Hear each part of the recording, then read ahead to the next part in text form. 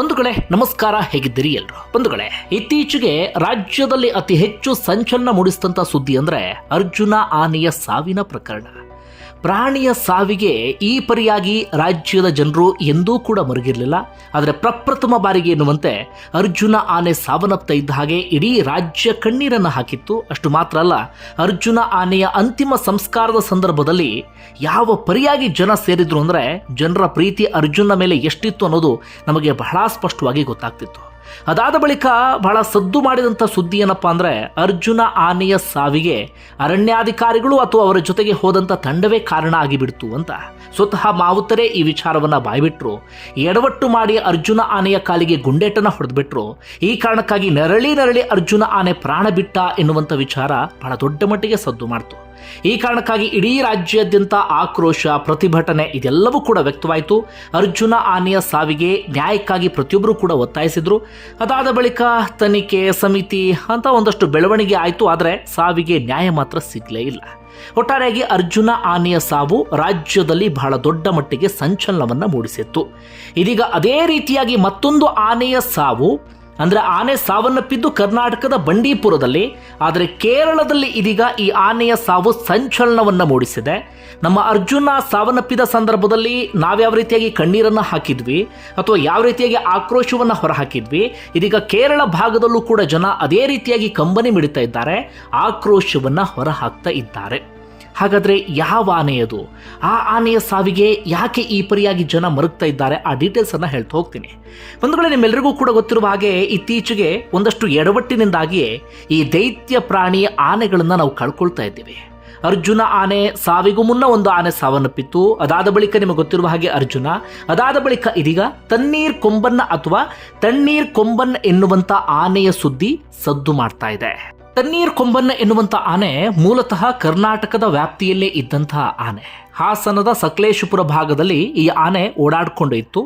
ಆದರೆ ಹಾಸನದ ಸಕಲೇಶಪುರ ಭಾಗದಲ್ಲಿ ಬೇರೆ ಒಂದಷ್ಟು ಪುಂಡಾನೆಗಳು ಆ ಭಾಗದ ಜನರಿಗೆ ಉಪಟಳ ನೀಡಿದ್ರು ಕೂಡ, ಬೇರೆ ಬೇರೆ ರೀತಿಯಲ್ಲಿ ಸಮಸ್ಯೆ ನೀಡಿದ್ರು ಕೂಡ ಈ ತಣ್ಣೀರ್ ಕೊಂಬನ್ ಎನ್ನುವಂಥ ಆನೆ ಯಾವತ್ತೂ ಕೂಡ ಯಾರಿಗೂ ಹಿಂಸೆಯನ್ನು ಕೊಟ್ಟಿದ್ದಿಲ್ಲವೇ ಇಲ್ಲ, ಉಪಟಳವನ್ನು ಕೊಟ್ಟಿದ್ದಿಲ್ಲವೇ ಇಲ್ಲ, ಅಥವಾ ಜಮೀನಿಗೆ ನುಗ್ಗಿ ದಾಂಧಲೆ ಮಾಡ್ತು ಹಾಗೆ ಹೀಗೆ ಇದ್ಯಾವುದು ಕೂಡ ತಣ್ಣೀರ್ ಕೊಂಬನ್ ವಿಚಾರದಲ್ಲಿ ಇರಲೇ ಇಲ್ಲ.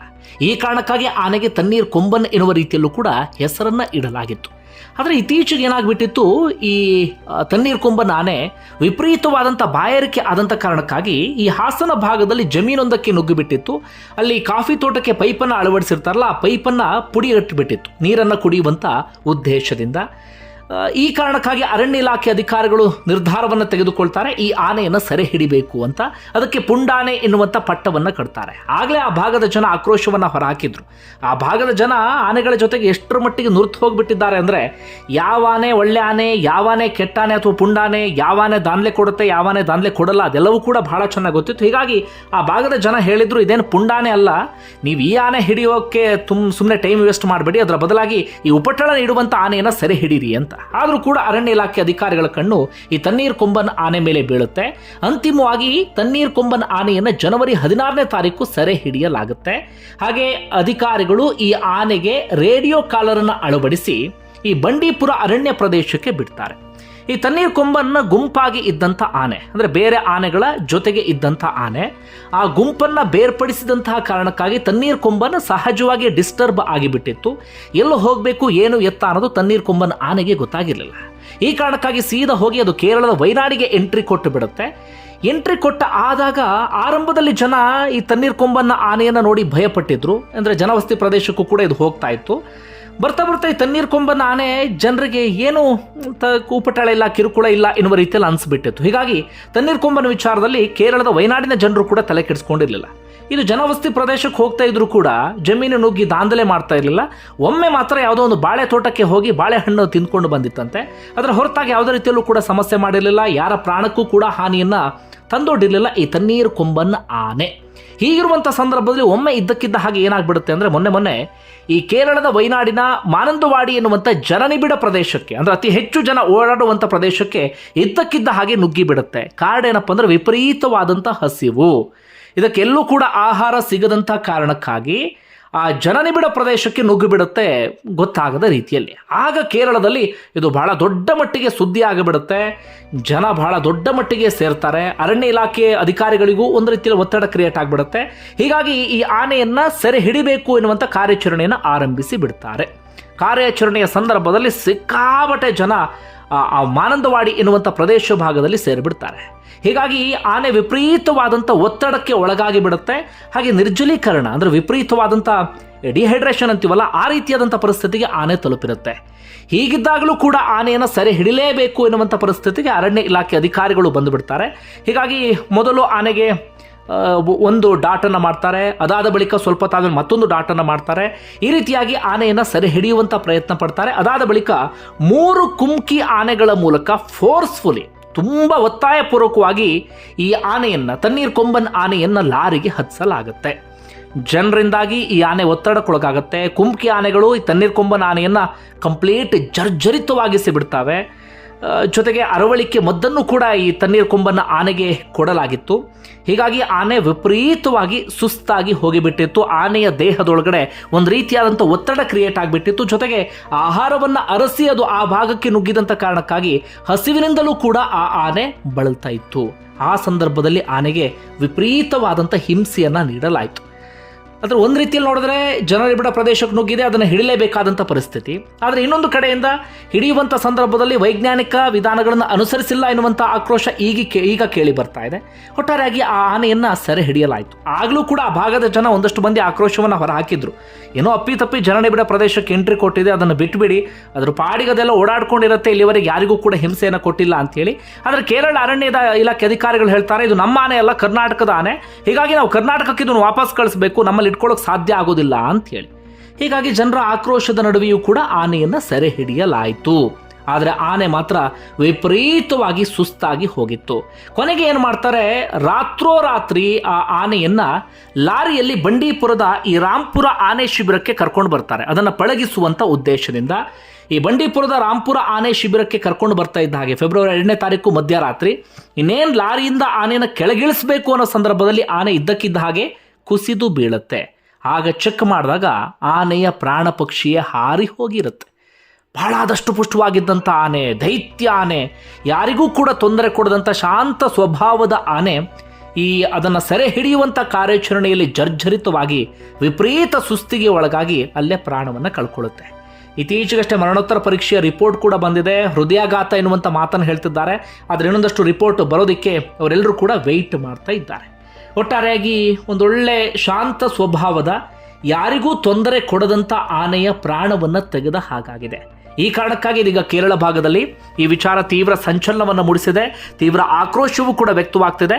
ಮತ್ತೊಂದು ಕಡೆಯಿಂದ ಈಗಾಗಲೇ ರಾಜ್ಯ ಸರ್ಕಾರ ತನಿಖೆಗೋಸ್ಕರ ಒಂದು ಸಮಿತಿಯನ್ನು ಕೂಡ ರಚನೆ ಮಾಡಿದೆ.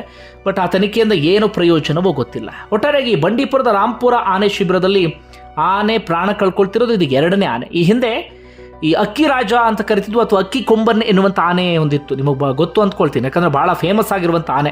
ಅದು ಅಕ್ಕಿ ಕದಿಯುವಂಥ ಬುದ್ಧಿಯನ್ನು ಬೆಳೆಸ್ಕೊಂಡು ಬಿಟ್ಟಿತ್ತು. ಬರ್ತಾ ಬರ್ತಾ ಸ್ವಲ್ಪ ರೋಷವನ್ನು ಬೆಳೆಸ್ಕೊಂಡಿತ್ತು. ಒಂದು 10-12 ಜನರ ಪ್ರಾಣವನ್ನು ತೆಗೆದುಬಿಟ್ಟಿತ್ತು. ಕೊನೆಗೆ ಆ ಆನೆಯನ್ನು ಕೇರಳದಿಂದ ತಮಿಳುನಾಡಿಂದ ಕರ್ನಾಟಕಕ್ಕೆ ಬಂಡೀಪುರದ ರಾಂಪುರ ಆನೆ ಶಿಬಿರ ಕರ್ಕೊಂಡು ಬರಲಾಗಿತ್ತು. ಅಲ್ಲಿ ಅದನ್ನು ಪಳಗಿಸ್ತಿರುವ ಸಂದರ್ಭದಲ್ಲಿ ಇದ್ದಕ್ಕಿದ್ದ ಹಾಗೆ ಅದ್ರ ಪ್ರಾಣ ದಿಢೀರ್ ಅಂತೇಳಿ ಹೊರಟೋಗ್ಬಿಟ್ಟಿತ್ತು. ಆಗಲೂ ಕೂಡ ಅರಣ್ಯ ಇಲಾಖೆ ಅಧಿಕಾರಿಗಳ ವಿರುದ್ಧ ತೀವ್ರವಾದಂಥ ಆಕ್ರೋಶ ವ್ಯಕ್ತವಾಗಿತ್ತು. ಇದೀಗ ಮತ್ತೊಂದು ಆನೆ ಆ ರೀತಿಯಾಗಿ ಪ್ರಾಣವನ್ನು ಕಳ್ಕೊಂಡಿದೆ. ಒಟ್ಟಾರೆ ಇದಕ್ಕೆ ಏನು ಹೇಳಬೇಕು ಅನ್ನೋದು ಗೊತ್ತಾಗ್ತಿಲ್ಲ. ಹೌದು, ಒಂದು ಕಡೆಯಿಂದ ಆನೆ ಮತ್ತು ಮಾನವರ ನಡುವಿನ ಸಂಘರ್ಷ ಜಾಸ್ತಿ ಆಗ್ತಿದೆ, ಒಂದಷ್ಟು ಜನರಿಗೂ ಕೂಡ ಸಮಸ್ಯೆ ಆಗ್ತಿದೆ. ಅದೆಲ್ಲವನ್ನೂ ಕೂಡ ನಾವು ಒಪ್ಕೊಳ್ಳೇಬೇಕು. ಹಾಗಂದ ಮಾತ್ರಕ್ಕೆ ಈ ದೈತ್ಯ ಪ್ರಾಣಿಗಳ ಪ್ರಾಣವನ್ನು ತೆಗೆಯೋದಕ್ಕೆ ಸಾಧ್ಯ ಆಗುತ್ತಾ ಅಂತ. ಯಾಕೆ ಆನೆಗಳು ಊರೊಳಗೆ ನುಗ್ತಿದ್ದಾವೆ ಅಂದರೆ ಅರಣ್ಯ ಪ್ರದೇಶವೇ ಇಲ್ಲ. ನಾವೆಲ್ಲವನ್ನೂ ಕೂಡ ಒತ್ತುವರಿ ಮಾಡಿಕೊಂಡು ನಾವೇ ಅಲ್ಲಿ ಕಾಂಕ್ರೀಟ್ ಕಟ್ಟಡಗಳನ್ನು ನಿರ್ಮಾಣ ಮಾಡೋದಕ್ಕೆ ಶುರು ಮಾಡ್ಕೊಂಡ್ಬಿಟ್ರೆ ಆನೆ ಎಲ್ಲಿ ಹೋಗ್ತವೆ? ಸೈಂಟಿಫಿಕ್ ಆಗಿ ಹೇಳಬೇಕು ಅಂದರೆ ಎಲಿಫೆಂಟ್ ಪಾತ್ ಅಂತ ಹೇಳಿ ಕರಿತೀವಿ. ಆನೆಗಳಿಗೆ ಒಂದು ದಾರಿ ಇರುತ್ತೆ. ಈ ಹಿಂದಿನಿಂದಲೂ ಕೂಡ ಆನೆ, ಅದ್ರ ಮುಂದಿನ ಮರಿ ಅವೆಲ್ಲವೂ ಕೂಡ ಅದೇ ದಾರಿಯಲ್ಲಿ ಓಡಾಡ್ತಿದ್ದಂಥವು. ಯಾಕಂದರೆ ಎಲ್ಲಿ ನಮಗೆ ನೀರು ಸಿಗುತ್ತೆ, ಎಲ್ಲಿ ನಮಗೆ ಆಹಾರ ಸಿಗುತ್ತೆ, ಎಲ್ಲಿ ನಾವು ಹೋಗಿ ಬೆಚ್ಚಗೆ ಮಲ್ಕೊಳ್ಬಹುದು ಅನ್ನೋದು ಅವುಗಳಿಗೆ ಬಹಳ ಚೆನ್ನಾಗಿ ಗೊತ್ತಿತ್ತು. ಹೀಗಾಗಿ ಎಲಿಫೆಂಟ್ ಪಾತ್ ಅಂತ ಅದರಲ್ಲೇ ಆನೆಗಳು ಓಡಾಡ್ತಾ ಇದ್ವು. ಇತ್ತೀಚೆಗೆ ಏನಾಗ್ಬಿಡ್ತು, ಆ ಎಲಿಫೆಂಟ್ ಪಾತ್ ಮಧ್ಯದಲ್ಲಿ ಒಂದು ಕಾಂಕ್ರೀಟ್ ಗೋಡೆ, ಒಂದು ರೆಸಾರ್ಟು, ಇನ್ನೊಂದು ಯಾವುದೋ ದೊಡ್ಡದಾಗಿರುವಂಥ ತೋಟ, ಇನ್ನೊಂದು ಯಾವುದೋ ಒಂದು ಫಾರ್ಮ್ ಹೌಸು, ಇಂಥದ್ದೆಲ್ಲವೂ ಕೂಡ ನಿರ್ಮಾಣ ಆದಂಥ ಕಾರಣಕ್ಕಾಗಿ ಆ ಎಲಿಫೆಂಟ್ ಪಾತ್ನಲ್ಲಿ ಒಮ್ಮೆ ಆನೆಗಳು ದಿಕ್ಕು ತಪ್ಪಿದ್ವು ಅಂತ ಆದರೆ ಅವುಗಳು ಆ ಪಾತಲ್ಲಿ ಹೋಗೋದಿಲ್ಲ. ಅದರ ಬದಲಾಗಿ ಊರ ಕಡೆ ಅಲ್ಲಿ ಇಲ್ಲಿ ಎಲ್ಲ ಕಡೆ ನುಗ್ಗೋದಕ್ಕೆ ಶುರು ಮಾಡ್ಕೊಳ್ತಾರೆ. ಆಗ ನಾವು ಹೇಳ್ತೀವಿ ಆನೆ ಮತ್ತು ಮಾನವ ನಡುವಿನ ಸಂಘರ್ಷ, ಆನೆಯಿಂದಾಗ ಹಾಗೆ ಸಮಸ್ಯೆ ಆಯಿತು, ಹೀಗೆ ಸಮಸ್ಯೆ ಆಯಿತು ಅಂತ. ಇದಕ್ಕೆ ಅಂತಿಮ ಪರಿಹಾರ ಯಾವಾಗ ಸಿಗುತ್ತೋ ಗೊತ್ತಿಲ್ಲ. ಬಂಧುಗಳೇ, ನಿಮ್ಗೆ ಏನನ್ಸುತ್ತೆ ಕಮೆಂಟ್ ಬಾಕ್ಸಲ್ಲಿ ಮೆನ್ಷನ್ ಮಾಡಿ. ಧನ್ಯವಾದ ವಿಡಿಯೋ ನೋಡಿದ್ದಕ್ಕಾಗಿ.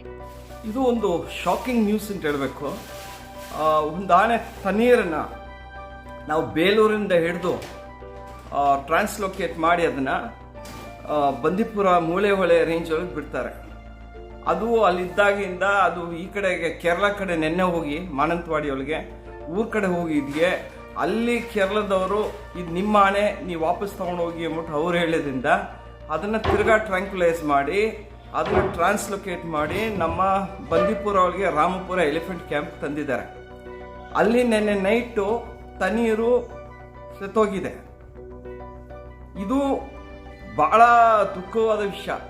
ಆನೆಗಳು ಕರ್ನಾಟಕದೊಳಗೆ ಸಾಯ್ತಾನೆ ಇದೆ. ಅರ್ಜುನ ಘಟನೆ ಎಲ್ರಿಗೂ ಗೊತ್ತು, ಅದಕ್ಕೆ ಮುಂಚೆ ಮೂಡಿಗೆರೆ ಒಳಗೆ ಏನಾಗಿದೆ ಗೊತ್ತು. ಈಗ ಅಕ್ಕಿ ರಾಜ ಇದೇ ರಾಮಪುರ ಒಳಗೆ ಸತ್ತಿತ್ತು, ಅದು ಕ್ಯಾಪ್ಚರ್ಡ್ ಎಲಿಫೆಂಟು, ಅದನ್ನು ಇಟ್ಟು ಕ್ರಾಲಲ್ಗೆ ಸಾಯಿಸಿದ್ರು. ಈಗ ಈ ಆನೆ ಬೇಲೂರೊಳಗಿದ್ದಿದ್ದ ಆನೆನ ಹಿಡ್ಕೊಂಡ್ಬಂದು ಹಾಸನಿಂದ ಇವರು ಮೂಲೆ ಒಳಗೆ ಬಿಟ್ಟು ಅದು ಜಾಗ ಉಟ್ಕೊಂಡು ಹೋಗ್ಬೇಕಾದ್ರೆ ಊರ ಕಡೆ ಹೋಗಿದೆ. ಊರ ಕಡೆ ಅಲ್ಲಿ chief wild life warden Kerala ಅವರು ಇದು ನಿಮ್ಮ ಆನೆ ನೀವು ತಗೊಂಡು ಹೋಗಿ ಅಂದ್ಬಿಟ್ಟು ಅವರು ಇದು ಮಾಡಿದ್ರಿಂದ ಜನದಿಂದ ಗಲಾಟೆ ಆಗಿದ್ದರಿಂದ ಅದನ್ನು ನಮ್ಮ ತಿರ್ಗಾ ಕ್ಯಾಪ್ಚರ್ ಮಾಡಿ ನಮ್ಮ ಬಂದೀಪುರಕ್ಕೆ ತಂದಿದ್ದಾರೆ. ಅದನ್ನು ಕ್ಯಾಪ್ಚರ್ ಮಾಡಿದ ಮೇಲೆ ಬಿಡಬೇಕಾಯ್ತು, ರೇಡಿಯೋ ಕಾಲರ್ ಆಗಿರೋದ್ರಿಂದ ಕಾಡೊಳಗೆ ಬಿಡಬೇಕಾಯ್ತು. ಅದನ್ನು ತಂದು ನಮ್ಮ ಇದ್ರೊಳಗಿಟ್ಟು ರಾಮಪುರ ಕ್ಯಾಂಪೊಳಗಿಟ್ಟು ಅದು ತೀರೋಗಿದೆ.